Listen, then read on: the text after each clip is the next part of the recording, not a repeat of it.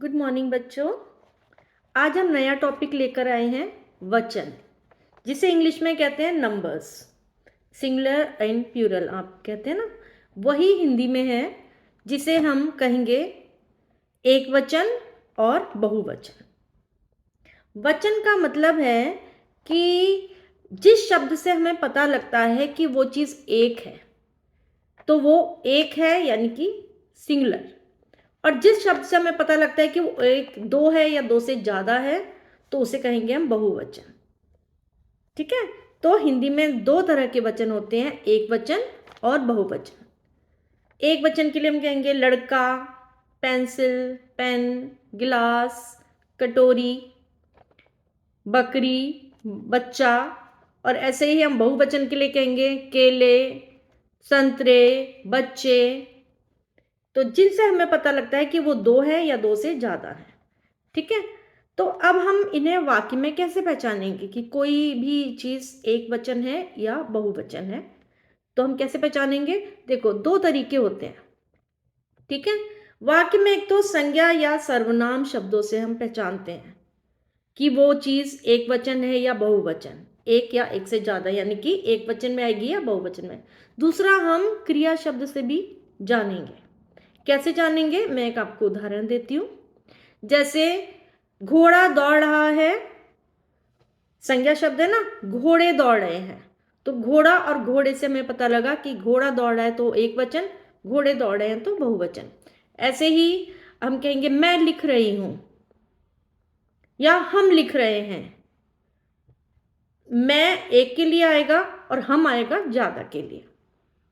वह जीत गया या वे जीत गए, तो वह का वे हो जाता है बहुवचन में।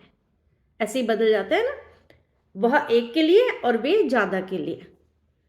अब क्रिया से हम कैसे कहेंगे? जब हम देखेंगे कि शब्द का रूप तो वही है, एक में भी, कई अभी शब्द हम आगे देखेंगे कि एक वचन और बहुवचन में भी सेम ही रहते हैं कुछ। मान लो जैसे मैंने कहा कि हाथी, हाथी नाच रहा है, एक वचन। हाथी नाच रहे हैं, बहुवचन।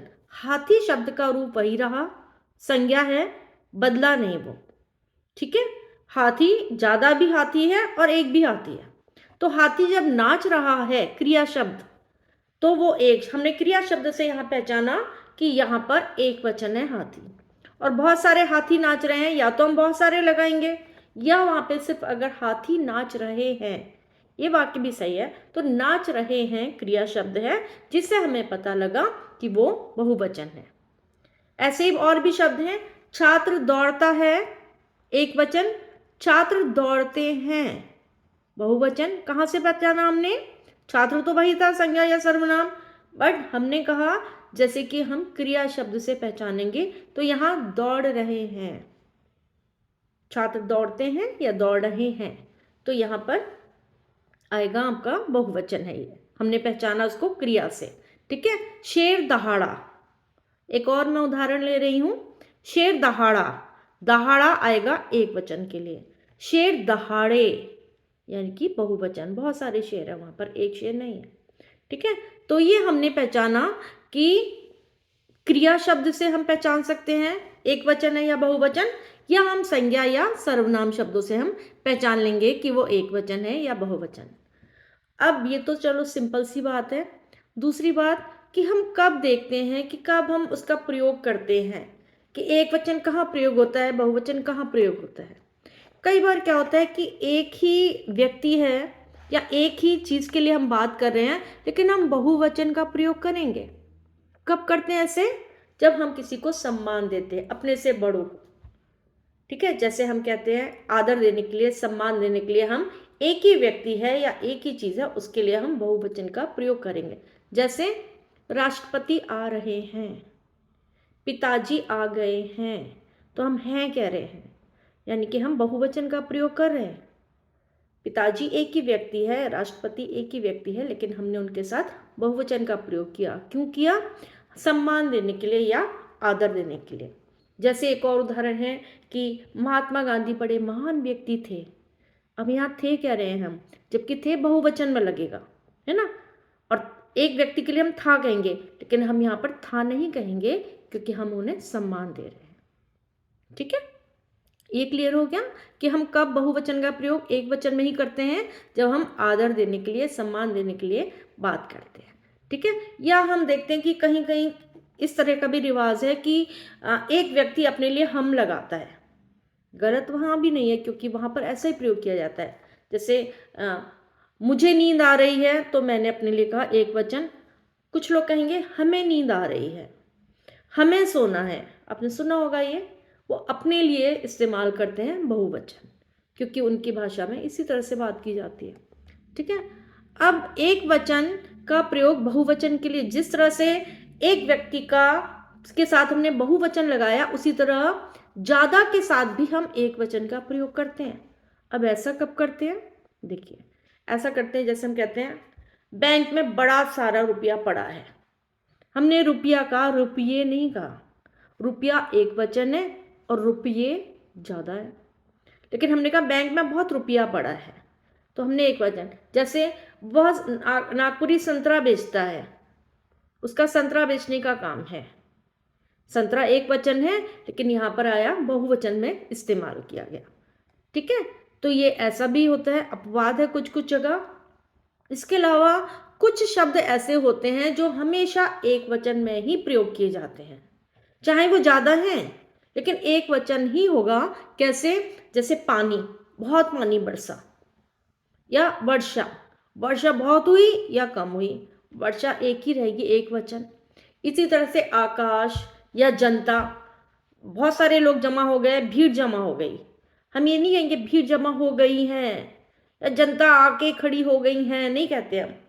जनता, भीड़, पानी, आकाश, सच, झूठ, ये जितने भी बातें हैं, ये जितने भी हैं, भाववाचक संज्ञा शब्द भी, या कई बार संज्ञा शब्द जो होते ऐसे होते हैं, इनको हम हमेशा ज्यादा भी हैं तो भी हम इनको एक वचन में ही प्रयोग में लाते हैं। ठीक है, अब कुछ ऐसे भी होते हैं जो सदा बहुवचन में ही प्रयोग में आते हैं, चाहे वो एक ही हो। ऐसे कौन से शब्द हैं, बहुत सारे शब्द हैं। जैसे दर्शन, हम कहते हैं हमें बहुत अच्छे से दर्शन हुए। आपने दर्शन तो एक ही जगह किया, एक का ही किया मान लो, लेकिन हम कहते हैं दर्शन किया नहीं, दर्शन किए। प्राण, उनके प्राण निकल गए, हम कभी नहीं कहते प्राण निकल गया, क्योंकि वो हमेशा बहुवचन में प्रयोग में आएगा। प्राण हो गए, होश उड़ गए कहते हैं हम, होश। आंसू हमेशा बहुवचन में होगा, बाल के लिए भी हमेशा बहुवचन होगा। हस्ताक्षर, समाचार, ठीक है, तो ये हमेशा बहुवचन में ही प्रयोग में आता है, भले ही वो एक वचन।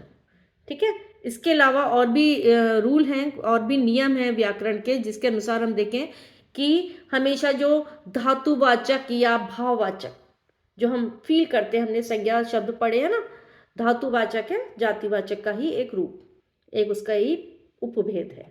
तो जितने भी भाववाचक संज्ञा हैं जिनको हम महसूस करते हैं अपने मन में, अपने शरीर से हम फील करते हैं जिन्हें, उनको हमेशा एक वचन में ही बोलेंगे। जैसे पानी, घी, तेल, लोहा, सोना, गरीबी, अमीरी, भाववाचक संज्ञा है ना, मेहनत, ऐसी सुगंध। तो बहुत सारे शब्द हैं जिनको हम हमेशा एक वचन में ही बोलते हैं। और इसके अलावा जो पूरे एक ग्रुप के बारे में हम बात करते हैं, या एक टीम के बारे में, एक समूह के बारे में जब हम बात करते हैं, उसे भी हम हमेशा एक वचन में भी कहते हैं। जैसे मैंने अभी भीड़ और एक उदाहरण दिया आपको जनता का, इसके अलावा हम टीम कहेंगे, टोली, एक ही होगी टोली, ठीक है, एक वचन में प्रयोग होती है। झुंड एक वचन में प्रयोग होता है। तो हमने आज ये बातें सीखी कि संज्ञा और सर्वनाम शब्दों के एक या से अधिक होने की बात जो बताता है वो है वचन। और हिंदी में वचन होते हैं दो तरह के, एक वचन और बहुवचन। एक वचन एक ही व्यक्ति के लिए होगा, बहुवचन दो या दो से अधिक व्यक्तियों के लिए। ठीक है, हिंदी में वही दो हो या दो से ज्यादा हो, बहुवचन का इस्तेमाल होगा। बहुवचन की पहचान हम संज्ञा या सर्वनाम शब्दों से करते हैं, या मैंने आपको बताया क्रिया शब्दों से भी हम पहचान कर सकते हैं। और हमने ये भी सीखा कि कई बार एक वचन के स्थान पर भी हम बहुवचन का प्रयोग करते हैं, जैसे आदर सम्मान हम देने के लिए, मैंने आपको बताया। इसके अलावा कुछ शब्द जो हमेशा एक वचन ही रहते हैं, कुछ शब्द जो होते हैं हमेशा बहुवचन में ही प्रयोग किए जाते हैं। ठीक है, भाववाचक संज्ञाएं हैं, द्रव्यवाचक संज्ञाएं हैं, हमेशा एक वचन में ही प्रयोग में आती हैं।